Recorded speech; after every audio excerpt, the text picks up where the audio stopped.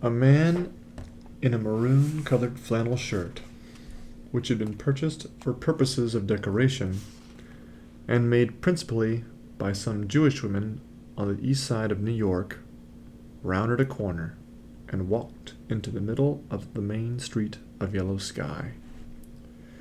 In either hand, the man held a long, heavy, blue-black revolver. Often he yelled, and these cries rang through a semblance of a deserted village, shrilly flying over the roofs in a volume that seemed to have no relation to the ordinary vocal strength of a man. It was as if the surrounding stillness formed the arch of a tomb over him. These cries of ferocious challenge rang against walls of silence, and his boots had red tops with gilded imprints, of the kind beloved in winter by little sledding boys on the hillsides of New England.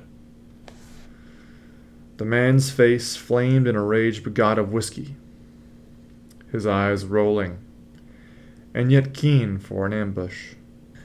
Ambush hunted the still doorways and windows. He walked with the creeping movement of the midnight cat.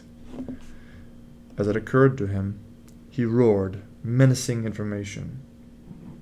The long revolvers in his hands were as easy as straws. They were moved with an electric swiftness. The little fingers of each hand played sometimes in a musician's way. Plain from the low collar of the shirt, the cords of his neck straightened and sank, as passion moved him. The only sounds were his terrible invitations. The calm adobes preserved their demeanor at the passing of this small thing in the middle of the street. There was no offer of fight. The man called to the sky. There were no attractions. He bellowed and fumed and swayed his revolvers, here and everywhere. The dog of the barkeeper of the Weary Gentleman's Saloon had not appreciated the advance of events. He yet lay, dozing in front of his master's door. At sight of the dog, the man paused and raised his revolver humorously. At sight of the man, the dog sprang up and walked diagonally away with a sullen head and growling.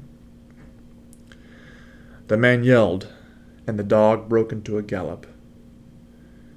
As it was about to enter an alley, there was a loud noise, a whistling, and something spat the ground directly before it. The dog screamed, and, wheeling in terror, galloped headlong in a new direction. Again there was a noise, a whistling, and sand was kicked viciously before it. Fear-stricken, the dog turned and flurried like an animal in a pen.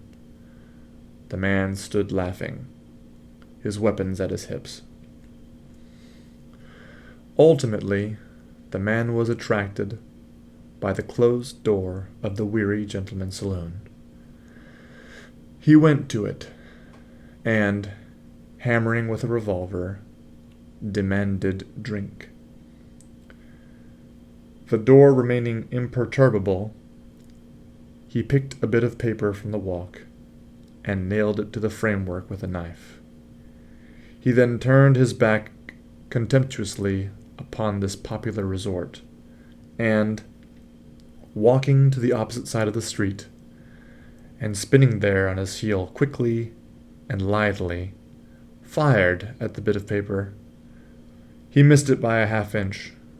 He swore at himself, and went away. Later, he comfortably fusilladed the windows of his most intimate friend. The man was playing with his town. It was a toy for him. But still, there was no offer of fight. The name of Jack Potter, his ancient antagonist, entered his mind, and he concluded that it would be a glad thing if he should go to Potter's house, and by bombardment induce him to come out and fight. He moved in the direction of his desire, chanting Apache scalp music. When he arrived at it, Potter's house presented the same still front as the other adobes. Taking up a strategic position, the man howled a challenge. But this house regarded him as might a great stone god. It gave no sign. After a decent wait, the man howled further challenges, mingling them with wonderful epithets. Presently, there came the spectacle of a man churning himself into a deepest rage over the immobility of a house. He fumed at it as the winter wind attacks a prairie cabin in the north.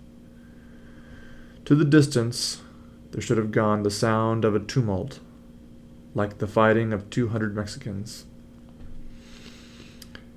As necessity bade him, he paused for a breath, or to reload his revolvers.